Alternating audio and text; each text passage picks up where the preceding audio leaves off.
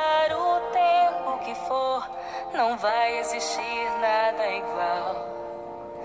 Deus foi tão perfeito quando criou um ser sublime tão especial. Não. Oi pessoal, tudo bem com vocês? Eu espero que sim.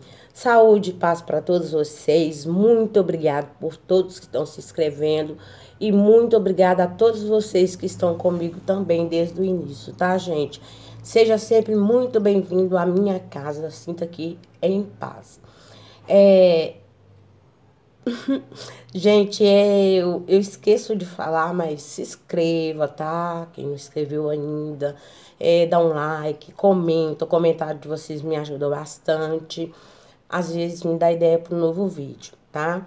Eu falo sobre abuso de criança, de mulheres, falo sobre educação de filhos, falo sobre minha vida e falo sobre coisas que tá aí pela plataforma também. Hoje, por exemplo, eu vou falar uma coisa que aconteceu comigo e que, se vier acontecer com outras mulheres, hoje elas têm um amparo da lei, tá? Então, eu vou começar contando o que aconteceu e depois eu vou dar uma lida aqui num texto para vocês ficarem cientes do direito que tem uma criança e tem uma mulher, tá?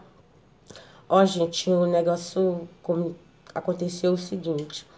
Eu me lembro que era uma tarde, se eu não me engano, de uma sexta-feira. E o pai do meu filho chegou em casa e queria ir pra rua, sabe? Sempre quando ele queria passar sexta, sábado, domingo fora, voltar na segunda, ele arrumava algum atrito, alguma confusão com a gente, para que desse ele um respaldo, uma desculpa, para ele estar saindo e a gente não poder, né, reclamar, digamos assim. Então, eu me lembro que eu estava fazendo janta, eu ia começar a fazer janta, e o meu filho de 12 anos estava brincando no corredor com o outro pequenininho, jogando bola, um para lá, outro para cá e tal, brincando. E naquela brincadeira, a bola acertou no pequenininho e o pequenininho caiu e começou a chorar, sabe? E é coisa, gente, que acontece normal, né? Entre criança, família e tal. Eu não vi nada assim que o de 12 anos tivesse feito por maldade. Tanto é que ele correu, pegou o pequeno no colo, deu ele água, sabe? Só que o pequenininho não parava de chorar, sabe? Aí eu peguei ele e quando eu peguei o pequenininho, o pai dele viu a choradeira e tal, e eu tentando acalmar o pequeno, ele veio e perguntou o que tinha acontecido. Aí eu disse, não, é que eles estavam brincando e o de 12 anos acertou a bola no pequeno. Aí ele pegou e disse, mas não pode acontecer isso não. Que maldade é essa? Um homem dessa idade machucando uma criança? E começou a pegar o de 12 anos, sabe?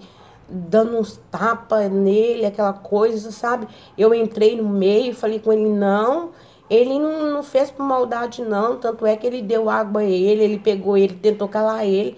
Isso acontece, ele não fez por maldade, não. Mas ele queria, o pai dele queria algum motivo para sair de casa, para arrumar confusão, sabe? E eu tentando ali explicar a ele que ele não podia bater no outro por causa de uma coisa assim, uma coisa boba, né? Supérflua. Mas ele não, ele queria mesmo alguma confusão, sabe? Ele foi, passou a mão na sacolinha dessas de supermercado e foi numa das gavetas que ele nem sabia qual é a gaveta da criança, sabe? Dos meninos, ele não sabia onde estava a roupa dos filhos dentro de casa. Ele foi numa das gavetas lá, passou a mão, acho que foi num monte de short, sabe? Pôs dentro de uma sacola e falou pro meu menino de 12 anos, vai embora daqui, você não vai mais morar aqui. Que você é maldoso, você é ruim, você é perverso e você vai embora daqui. Eu falei, não, ele não vai embora, não. Ele não vai. Aí ele pegou e falou, ele é uma criança, ele não vai embora daqui, não, você tá doido? Aí ele pegou e foi na cozinha, pegou uma arma branca e veio, sabe? Pra cima do menino. E eu entrei na frente e falei com ele que ele não ia fazer nada com meu filho, que ele não era doido de fazer nada com meu filho. Mas eu estava com o pequeno no colo. E o pequeno chorava mais ainda, gritava mais ainda e veio aquela gritaria toda, sabe? E ele falou que ia fazer, que ia capar, que ia... Nossa, o homem ficou, ai, sangue do cordeiro, gente.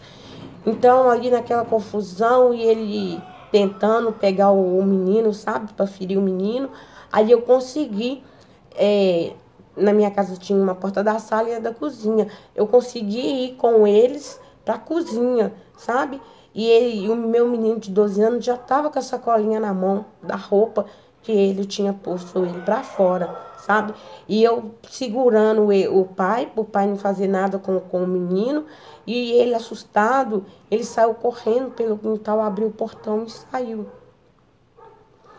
Quando o pai dele viu que ele tinha saído de dentro, né, do lote, ele veio pro meu lado e, assim, eu acho que Deus é maravilhoso na minha vida.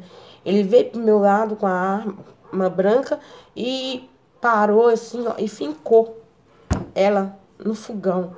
Que a faca entrou para dentro do fogão e grudou ali e não saía mais, sabe? E ele começou a gritar que eu era a que acoitava as crianças, eu que punha as crianças sem vergonha, e veio para cima de mim e me empurrou no sofá com o menino no colo. Eu sei que a gente tava em uma discussão ferronha e a minha preocupação estava onde o meu filho tinha ido, sabe? Porque eles não saíam sem mim. Até para ir para a escola era eu que levava e buscava. Eu ia para o trabalho, levava, e o outro ia e buscava, sabe? Eles não iam sozinhos, nem para a igreja, sabe? E a gente tinha na faixa, eu acho, de uns 3 anos só que morávamos aqui. Ele não sabia, assim, andar, porque era proibido pra gente muita coisa. E já estava anoitecendo e eu fiquei desesperada, porque eu não tinha como ir atrás do outro menino. E na época eu não podia ter um telefone celular, gente. Se eu pudesse ter um telefone celular, eu me escondia dentro do banheiro com o pequenininho e ligava para a polícia. Mas eu nem telefone celular eu podia ter, sabe? E ali eu tentava, eu gritava, porque você sabe que uma mãe acuada pelo filho, ela vira uma leoa. E eu pensando para onde que o meu filho ia, descalço, com a sacolinha, eu acho que cheia de shorts, sabe? E quando a gente estava ali naquela confusão toda, o meu mais velho, que tinha acabado de fazer 19 anos, ele já trabalhava fichado numa firma boa aqui, sabe? Aí Deus é tão bom, que ele tinha descido do ônibus e estava descendo o morro daqui de casa, sabe? E encontrou o irmão chorando, descalço, com aquela sacolinha do Carrefour, né? Do supermercado, cheia de coisa e chorando, contou pro irmão o que tinha acontecido. Aí o irmão passou a mão nele, deu a mãozinha nele, né? E trouxe ele de volta, sabe? Quando ele chegou dentro de casa de volta com o irmão, ele pegou e falou pro pai. Aí parece assim que juntou nós dois, sabe? Uma força maior, né? Eu e meu filho, e falamos que não. Que o meu filho disse que não, que o meu menino não ia embora e que se ele aprontasse, que o meu filho ia chamar a polícia para ele. O meu filho tinha o telefone. Então era uma ameaça que ele sabia que o meu filho ia chamar mesmo a polícia para ele, sabe? Então ele deu mais uns gritos, mais uns berros e falou que não punha mais nada dentro de casa porque nós queríamos mandar, nós queríamos ser os donos de tudo e coisas assim, como ele estava certo e a gente errado de estar cuidando daquela criança. E ele entrou no carro, abriu o portão e aí entrou no carro e saiu e só voltou daí na segunda-feira à tarde, se eu não me engano, sabe? Mas eu passei, gente, mais ou menos uns 5 anos ou 6 anos limpando aquele fogão. E todas as vezes que eu limpava o fogão e eu via a marca daquele punhal ali, era muito raro quando eu não chorava, sabe? Muito raro quando a lágrima não vinha na minha garganta, que eu lembrava que aquilo ali poderia ter atingido meu filho, sabe? E Deus deu esse livramento. Então, são coisas assim que eu passei. Quando eu venho aqui e falo, gente, que eu sofri e meus filhos sofreu, não foi coisinha boba, não foi coisinha boba, sabe? Então, eu vi aqui uma coisa que eu queria estar dividindo com mulheres que passam por isso, que não tem como defender o filho. Pois bem, foi sancionada uma lei agora, gente, dia 24 de março de 2022. Se eu tivesse essa lei, esse amparo, nesse dia, o meu filho não teria sofrido, sabe? E este homem não teria ficado impune, e ele não teria feito outras coisas mais que depois ele fez, e um dia eu vou estar contando para vocês. Mas eu vou ler aqui, tá? O presidente Jair Bolsonaro sancionou no dia 24 de março de 2022 a Lei 14.344 de 2022, que torna crime hediondo homicídio contra menor de 14 anos e estabelece medidas protetivas específicas para crianças e adolescentes vítimas de violência doméstica e familiar. A norma, publicada na edição do Diário Oficial da União, foi batizada de Lei Henri Borel, em referência ao menino de 4 anos, morto no ano passado, após espancamento no apartamento em que morava com a mãe e o padrasto no Rio de Janeiro. Todo mundo sabe, né, sobre isso. Ao se tornar hediondo o crime, passa a ser inafiável, sem finança, não tem finança, gente. Eu tomei, sabe, insuscetível de anistia, graça e indulto. Não tem mais, não tem como pagar isso fora não, tá, gente? Vou continuar lendo aqui que vocês vão entender. Além disso, o condenado fica sujeito a regime inicial fechado, entre outras consequências. A lei tem origem no PL 1360/2021, aprovado agora em março pelo Senado. O texto alerta o Código Penal, Decreto de Lei 2848, de 1940, para considerar o homicídio contra menor de 14 anos um tipo de qualificado com pena de reclusão de 12 a 30 anos, aumentada de 1/3 a metade se a vítima é pessoa com deficiência ou tem doença que implique o aumento de sua vulnerabilidade. O aumento será de até 2/3 se o autor for antecedente, padrasto, madrasta, tio, irmão, cônjuge, companheiro, tutor, curador, preceptor, empregada da vítima ou que tiver qualquer outro tipo de autoridade sobre a criança. Já a prescrição de crimes de violência contra a criança e adolescência começará a contar a partir do momento em que a pessoa completar 18 anos, ou seja, uma pessoa de 18 anos que cometer esses tais atos contra uma criança, ele já começa a pagar, sendo homem ou mulher, tá? Como ocorre atualmente para os crimes contra a dignidade sexual. A prescrição e o prazo ao fim do qual o Estado não pode mais processar o suspeito, né? Para penas de detenção relacionadas a crimes contra a honra, calúnia, difamação e injúria, por exemplo, uma das emendas aprovadas inclui, entre os casos do aumento de 1/3 da pena, os crimes cometidos contra criança e adolescente, exceto injúria, para a qual o Código prevê reclusão. Violência doméstica. A relatora, a senadora Daniele Ribeiro, do PSDB, fez várias alterações no texto. A maioria delas foi acolhida pelos deputados, como a que inclui a obrigação de promover programas para fortalecer a parentalidade positiva, a educação sem castigo físico e ações de prevenções e enfrentamento à violência doméstica e familiar contra crianças e adolescentes.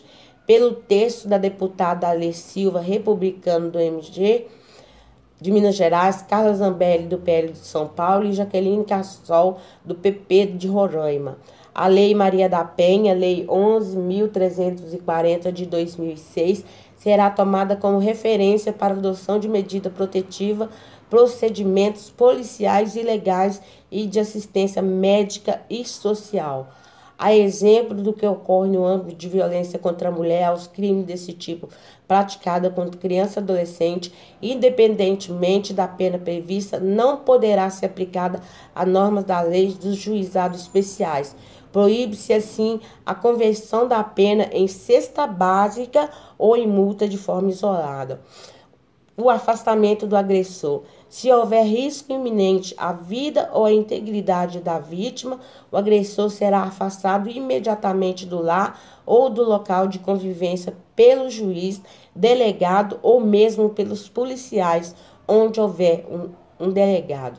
Segundo a nova lei, a autoridade policial deverá encaminhar imediatamente a pessoa agredida ao Sistema Único de Saúde do SUS, ao Instituto Médico Legal do ML, encaminhar a vítima, os familiares e as testemunhas, se criança ou adolescente, ao Conselho Tutelar, garantir proteção policial quando necessário e fornecer transporte para a vítima. Após isso, o juiz deverá ser comunicado e terá 24 horas para decidir sobre outras medidas protetivas, como determinar a apreensão imediata de arma de fogo sob posse do agressor, comunicar ao Ministério Público o fato, as providências cabíveis e determinar o encaminhamento do responsável pela criança ou pelo adolescente ao órgão de assistência jurídica, se necessário. Outras medidas protetivas previstas são a inclusão da vítima e de sua família em atendimento nos órgãos de assistência social, a inclusão em programas de proteção à vítima ou testemunha, o encaminhamento da criança ou do adolescente ao programa de acolhimento institucional ou para a família substituta, se for necessário, e sua matrícula em escola mais próxima de onde ficará independente da existência da vaga. Deu para entender? Essa criança vai ser tirada da pessoa, né, do local, do âmbito que ela está sendo agredida, ela vai ser transferida para uma outra família e, se ela estiver estudando, qualquer escola é obrigada a aceitar essa criança. O Ministério Público. De acordo com a norma, o Ministério Público terá novas atribuições, como requisitar força policial em serviços públicos de saúde, de educação, de assistência social e de segurança, entre outros, e fiscalizar os estabelecimentos públicos e particular de atendimento a criança e adolescente em situação de violência doméstica e familiar, devendo adotar medida administrativa ou judiciais cabível ao constatar irregularidades. Prisão preventiva. Em qualquer fase do inquérito policial ou da instituição criminal, caberá a prisão preventiva do agressor, mas o juiz poderá revogá-la se verificar falta de motivo para sua manutenção. O representante da criança e adolescente vítima de violência doméstica, desde que não seja o autor das agressões, deverá ser notificado do processo contra o agressor, especialmente sobre o seu ingresso e a sua saída da prisão.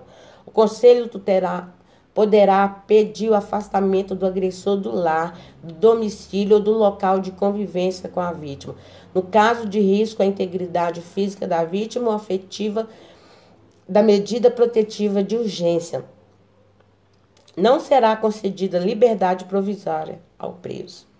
Medida contra o agressor. As medidas protetivas contra o agressor também são semelhantes à Lei Maria da Penha, como afastamento do lar, proibição de se aproximar da vítima e de seus familiares, proibição de frequentar determinados lugares, restrições ou suspensão de visita às crianças ou adolescentes, comparecimento a programa de recuperação e reeducação e suspensão de posse ou restrição de porte de arma. O descumprimento de medidas protetivas pelo agressor poderá resultar em pena de detenção de 3 meses e 2 anos, na prisão em flagrante, aproximação proibida da vítima, por exemplo. A soltura mediante fiança poderá ser concedida apenas pelo juiz. Banco de dados. O registro da medida protetiva de urgência deverá ser feito pela Justiça em banco de dados, mantido o regulamento pelo Conselho Nacional da Justiça, ou seja, essa pessoa vai estar pinchada, tá? Imediatamente após a sua concessão, garantido o acesso aos integrantes do sistema da garantia criado pela Lei 13.341 de 2017 do Ministério Público, à Defensoria Pública e aos órgãos de segurança pública e de assistência social. O sistema terá ainda a finalidade de mapear as ocorrências das formas de violência e suas particularidades no território nacional, prevenir esses atos, fazer cessá-los, prevenir a sua reintegração, promover o atendimento da criança ou do adolescente para minimizar as sequelas da violência sofrida e promover a reparação integral do direito da criança e do adolescente. As estatísticas geradas por esses dados deverão ser incluídas em outros sistemas também, como no Sistema Único da Assistência Social, SUAS, e no Sistema da Justiça de Segurança. Esses serviços deverão compartilhar entre si as informações coletadas das vítimas, dos membros da família e de outros sujeitos de suas redes afetivas, respeitando o sigilo. Campanhas educativas. No Estatuto da Criança e do Adolescente, o PL de 1360/2021, inclui outras ações em que 3 esferas do governo federal, estadual e municipal deverão atuar de forma articulada, como promover e realizar campanhas educativas sobre os instrumentos de proteção aos direitos humanos da criança e do adolescente, incluindo os canais de denúncias já existentes. A gente vai fazer uma prevenção também em escola, em lugares onde tem criança, tá? Terão ainda de capacitar de forma permanente policiais, profissionais da educação e de conselho tutelar para identificar as situações de violência e agressão. Gente, não sei se vocês sabem, para ser um conselho tutelar, né? A pessoa para ser um conselheiro, ele não precisava de muita coisa. Hoje ele precisa de estudar bastante para saber sobre essas leis e agir conforme a lei, tá? Os conselhos tutelar para identificar a situação de violência e agressão e destacar os temas no currículo escolar de todos os níveis de ensino. A escola também é comunicada, tá? Se a criança sofre abuso, sofre alguma coisa, a escola é comunicada e a escola é obrigada a comunicar. Eu vou entrar sobre isso aqui agora. Os denunciantes. O projeto atribui o dever de denunciar a violência a qualquer pessoa que tenha conhecimento dela ou presencia em local público ou privado, seja por meio do Disque 100 da Ouvidoria Nacional de Direitos Humanos ou ao Conselho Tutelar ou a uma autoridade policial. Se não comunicar, poderá ser condenada a pena de detenção de 6 meses a 3 anos, aumentada da metade se essa omissão resultar em lesão corporal da natureza grave e triplicada se resultar em morte. A pessoa que vê uma criança sofrendo, passando por esses abusos e não denunciar, igual aconteceu no caso do menino do Jairinho, a empregada babá, né, elas viam e não fizeram nada, essas pessoas também vão responder, tá, gente? Então, se você achar que você vai ver alguma coisa e vai presenciar, vai estar dentro da casa, vai estar vivendo, vai estar de boca de siri, porque vocês não podem meter na vida familiar, pois cuidado, tá? Por outro lado, o texto aprova a determinação ao poder público e garantia de medidas e ações para proteger e compensar a pessoa que denunciar esse tipo de crime. Ou seja, se você denunciar, você vai ter uma proteção também, tá? Além do programa de proteção à testemunha, no qual o denunciante poderá ser incluído segundo a gravidade da coação ou da ameaça à integridade física ou psicológica, ele poderá ser colocado provisoriamente sob a proteção de órgão de segurança pública até decisão final sobre outras medidas. Ou seja, se o caso for com uma pessoa que acha que tem muito poder, que é um político, que é um cara que tem, né, patente alta, se ele acha que ele vai fazer e a pessoa tenha medo de denunciar porque ele é isso, denuncie porque você vai ser protegido. Isso é lei, tá? O Conselho Tutelar, quando o Conselho Tutelar, o projeto cria outras atribuições como atender a criança ou adolescente vítima ou testemunha de violência doméstica e familiar, ou submetida ao tratamento cruel ou degradante ou a forma violenta de educação, correção ou disciplina. O atendimento deverá se estender também aos seus familiares para orientar e aconselhar sobre os seus direitos e sobre os encaminhamentos necessários. O Conselho poderá ainda representar o delegado de polícia ou ao Ministério Público para pedir medidas cautelares de proteção do denunciante desses crimes. Ou seja, gente, se você vê algo acontecer, se você está dentro de uma casa, você é uma babá, você é uma professora, você cuida de qualquer forma, você é um vizinho, e você sabe que isso está acontecendo, gente, denuncie. Porque teve um caso, que não tem muito tempo que aconteceu, de uma criança que ela vivia emparedada e algemada dentro de um lugar onde ela só ficava em pé, presa à corrente, né? A madrasta punha ele lá, o pai sabia, a filha da mulher sabia e não fazia nada. O menino não comia, o menino não bebia, sabe? Os vizinhos, ao ver aquilo, que denunciou que o menino ficava debaixo de sol e de chuva. Gente, eu não tô falando aqui de tapinha, não. Eu não tô falando de pôr uma criança sentada no banquinho e falar com ela, ó, vai pensar no que você fez, se isso é certo. Eu não tô falando aqui em tirar um celular da criança e falar com ele, você vai ficar sem esse celular porque você tá fazendo isso e isso. Vou tirar seu tablet porque você tá fazendo isso e isso. Tirar algo que ele gosta para dar educação a ele. Sabe, não é disso que eu tô falando, não.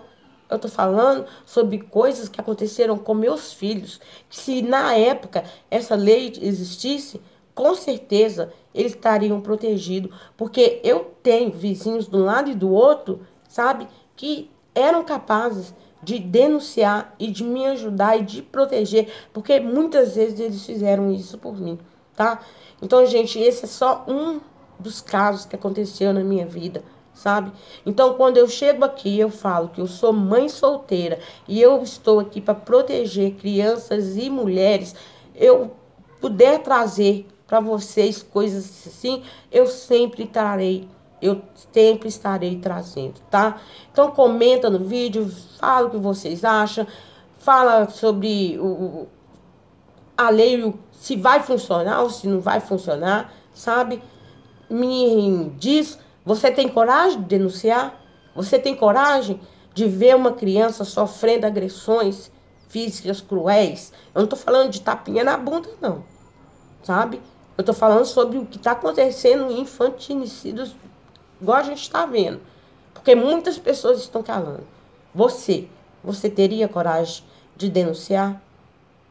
Você tem coragem?